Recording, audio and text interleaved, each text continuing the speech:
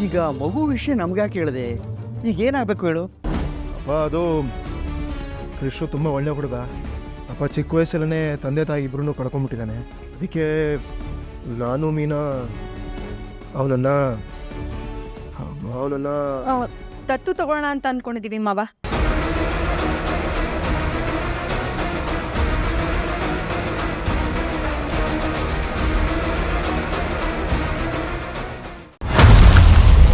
ಇವತ್ತಿಗೆ ನಿನ್ ಕತೆ ಮುಗೀತು.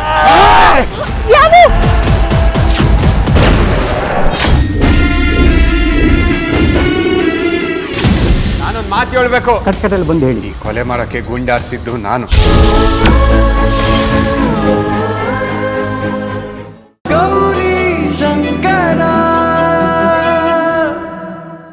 ನಿನ್ನೆ ನಾನು ನಿಮಗೆ ಫೋನ್ ಮಾಡಿದ್ದೆ, ನಮ್ಮ ತಂದೆ ತಾಯಿ ಶ್ರಾದ್ದ ಮಾಡಬೇಕು, ಅವ್ರಿಗೆ ಗಂಡ್ಮಕ್ಳು ಇಲ್ಲ ಅಂತ.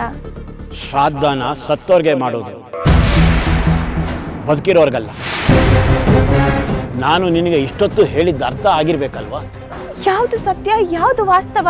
ನೀನು ಇಲ್ಲಿಗೆ ಬಂದಿರೋ ಉದ್ದೇಶ ಏನು? ನಮ್ಮ ತಂದೆ ತಾಯಿ ಕರ್ಮ ಮಾಡ್ಸಕ್ಕೆ. ಶ್ರಾದ್ದ ಕರ್ಮ ಮಾಡೋದು ಸತ್ತೋರ್ಗೆ, ಬದುಕಿದವ್ರಿಗೆ ಮಾಡಿದ್ರೆ ಶ್ರೇಯಸ್ಸಲ್ಲ.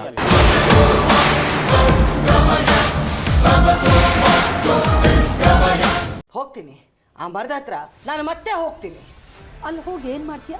ಕೇಳ್ತೀನಿ, ನನ್ನನ್ನು ಬಿಟ್ಟು ಅವಳ ಜೊತೆ ಯಾಕೆ ಹೋದ ಅಂತ ಕೇಳ್ತೀನಿ. ಆ ಮರಕ್ಕೆ ಅವನನ್ನು ಕಟ್ಟಾಕಿ ಮತ್ತೆ ನನ್ನ ವಶ ಮಾಡ್ಕೊಳ್ತೀನಿ. ಸಂಯುಕ್ತ, ಎಲ್ಲ ಗೊತ್ತಿದ್ದು ಸುಮ್ಮನೆ ಹಠ ಮಾಡಬೇಡ. ಇಷ್ಟೊತ್ತಿಗಾಗಲೇ ನಿನ್ನ ಸೊಸೆ ಅವನನ್ನ ವಶಪಡಿಸ್ಕೊಂಡು ಬಿಟ್ಟಿದ್ರೆ?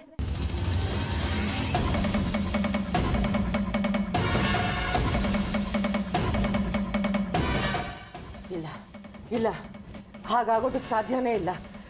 ಹಾಗಾಗಲೇಬಾರ್ದು. ಹಾಗೆಲ್ಲ ಆಗೋದಕ್ಕೆ ಸಾಧ್ಯನೇ ಇಲ್ಲ.